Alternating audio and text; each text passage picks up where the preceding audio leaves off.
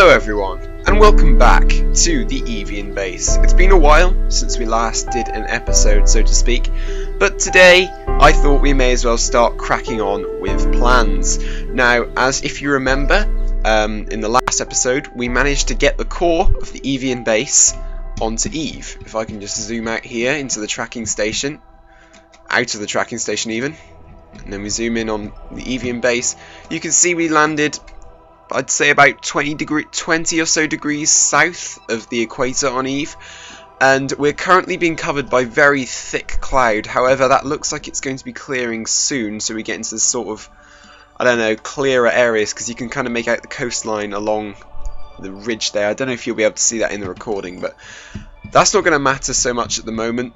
What's going to matter in this episode is building the new module, which I'm going to be sending to Eve. That's going to be habitation, I've decided. However, I have sort of forgotten the parameters that I set myself at the beginning. I was initially going to do the Evian Base in about 3 launches. I was aiming for. I've already wasted one of those launches, which was a mistake, I have to admit. So now, really, in this next launch, I have to cram as much in as I possibly can. So without further ado, let's get started. So old me starts to begin building the habitation module. I've gone very basic with the starting design, using only 2 habitation modules, which will carry 4 Kerbals each, so that's a total of 8 plus the 2 on the base, which is 16 in total. Just see me putting some radiothermal generators in here, but I wanted to really differentiate the look from the other core base, because it looked kind of similar. So I'm going to put some Gigantor solar panels on in but a moment, which makes it look somewhat different. I'm going with the same heat shield front to the base here, but yeah, back to old me. And now, landing legs is going to be the priority, because that's what's going to hold the whole base, so to speak, up, and we're going to use the large landing legs. Now, what I found was if I position them like this and align the top of this line here, in between these windows, I can just copy them across like that, and that will be the same height now as everything else. That will be the same height as everything else on the base, and that should stand up so the docking ports are not at weird angles and they don't have the weird magnetic sort of jiggle. I'm not sure what I'm going to do about the wheels. I think I'm going to need wheels, because I'm only going to be able to land it within a certain vicinity of the base, the core base, so to speak. So it's going to need to be able to move under its own power at some stage, so that we can actually get it to where we want it to be. And so began around 20 minutes of fiddling. I didn't record all of it, and what you're seeing now is me doing it at 4 times normal speed. I only realised a bit later on that I had actually put the wheels on the wrong way up, and so the collision meshes weren't quite working, and you'll probably see in the test within a couple of minutes that I realised this when the wheels sink into the runway. It took me forever to get these things aligned as well. Like, it was just insane.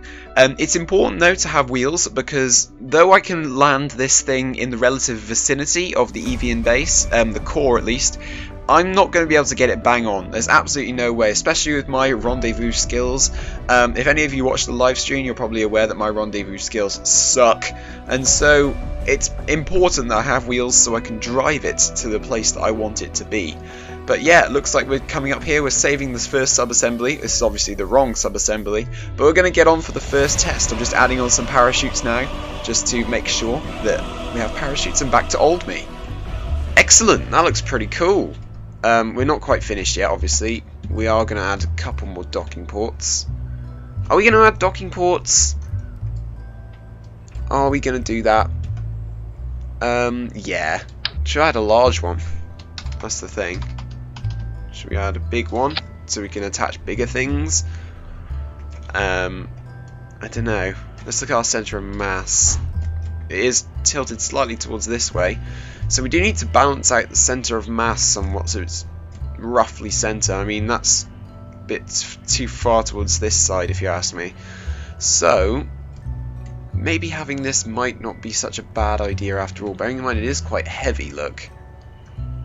Then again, I haven't put any SAS on it yet, and SAS will be key. See, that's balanced out a little more, but it does mean that I'm probably going to have to move these back a bit further. Yeah, I'm definitely going to have to move them back a bit further. There we go. Which means in turn I'm going to have to move the wheels. Yay! Well, this is going to be fun. Nothing but fun here in KSP, everybody. Nothing but fun indeed, old me.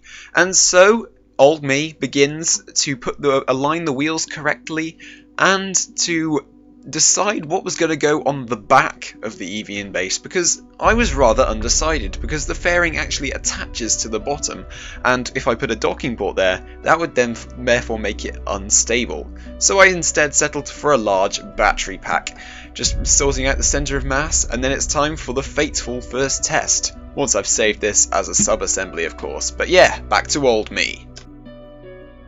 And so, then if we grab it out again, Evian Base launch stage, HAB module 1. Brilliant. And I mean, that's easy enough to replicate in the VAB. This little area thing here. Now, I want to make the most out of this launch. The only problem is I'm not quite sure what I can actually fit in the fairing. So let's just grab a 3.5 meter fairing here. Expanded 3.5 meter fairing.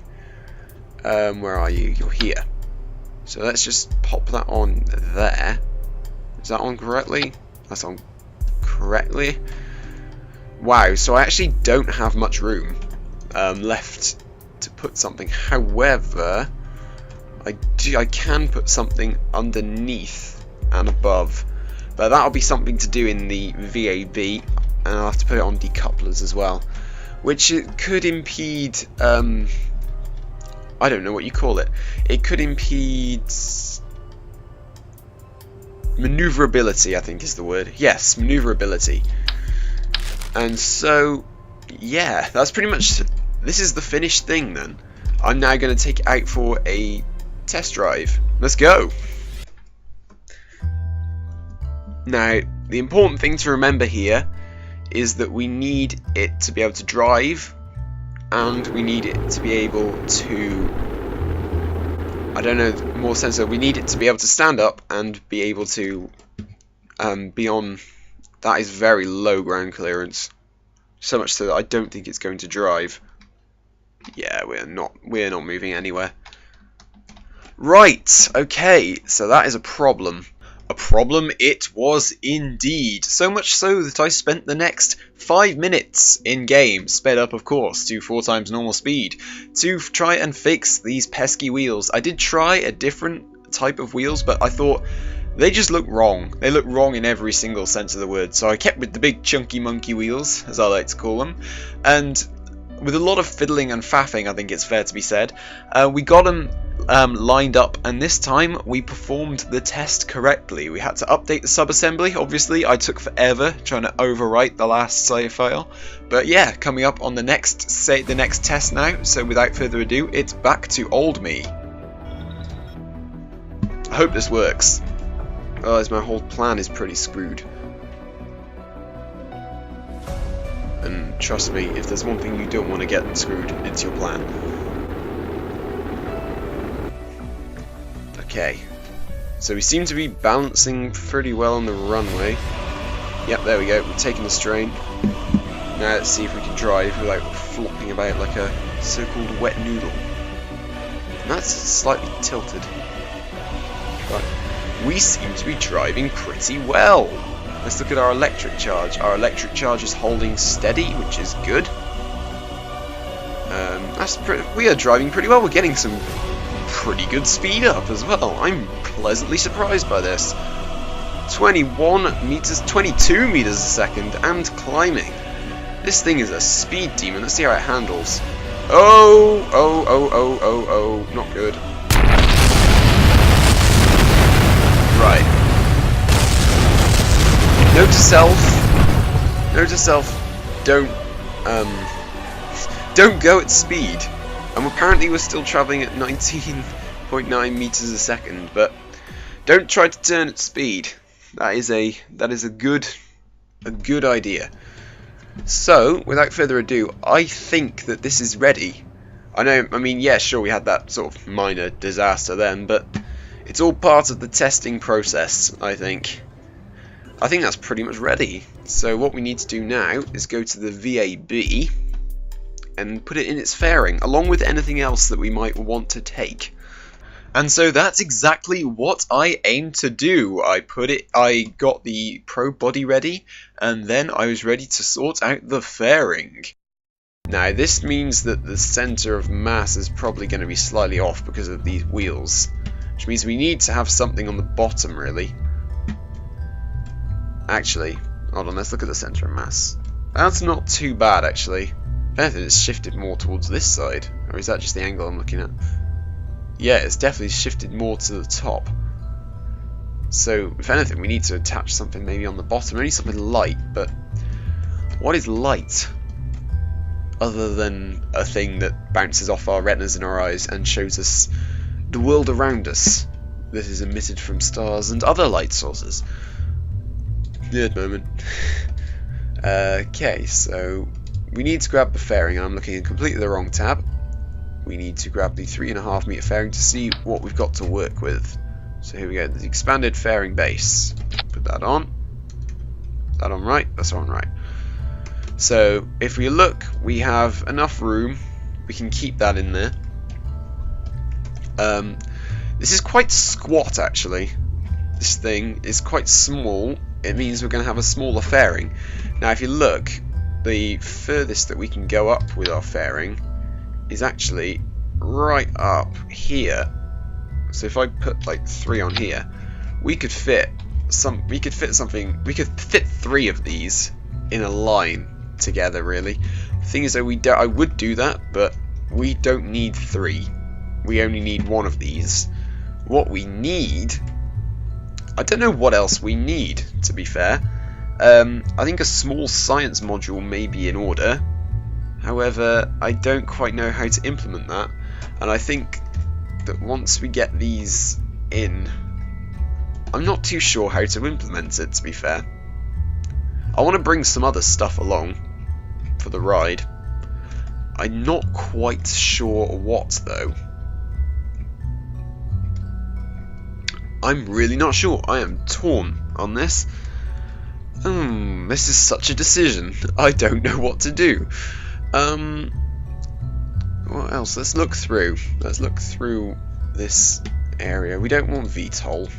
Go away from the VTOL.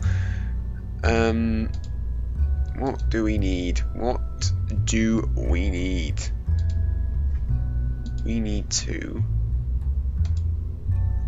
Let's look at what I wanted to do. I wanted to bring science modules. So I have my lab on the core.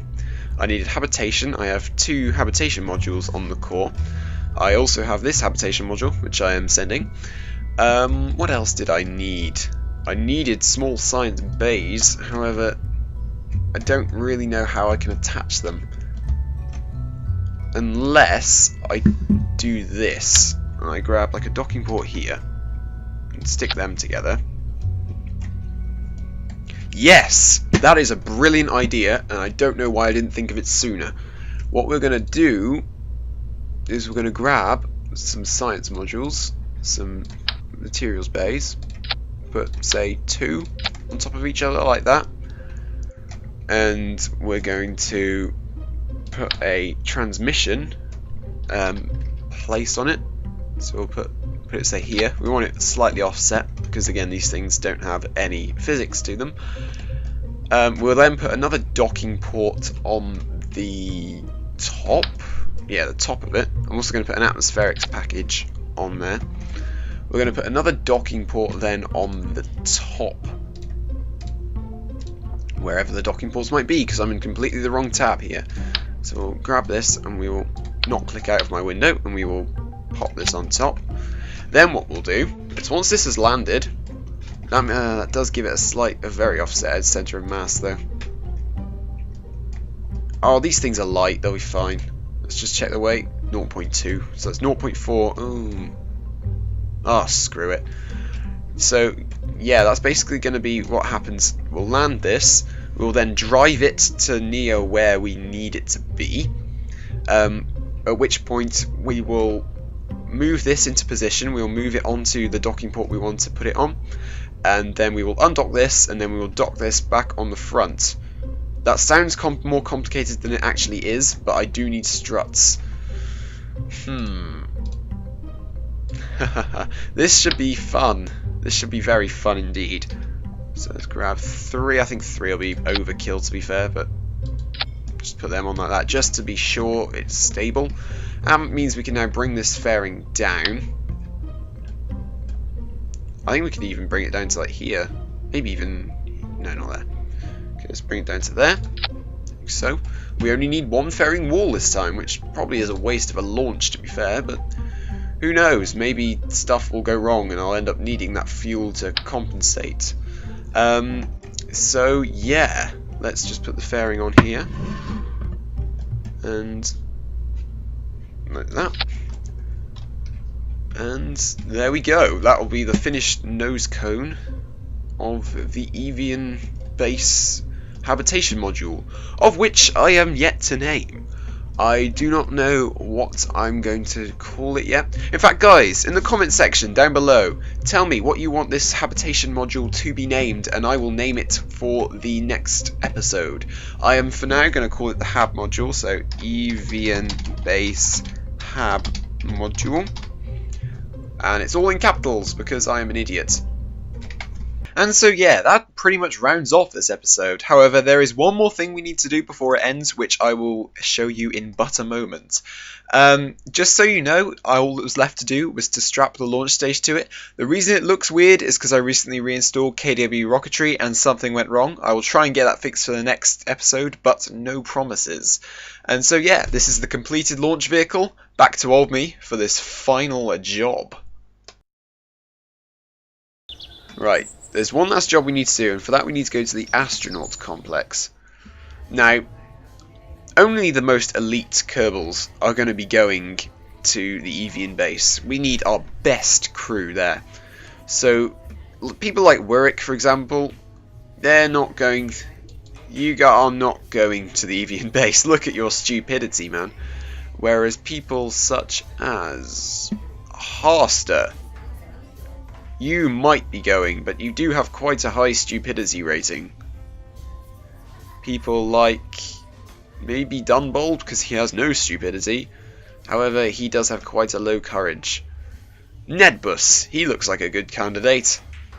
However, we also have all of these other people to hire. Curly Kerman, I like your name, but you're very stupid. But you're very courageous also. We are going to be picking the best. Let's look at our astronauts. We are yet to lose an astronaut. These are all of our people. Jeb's on EVA. Where have I left him? But yeah, in the next episode, we will be taking astronauts with us to Eve.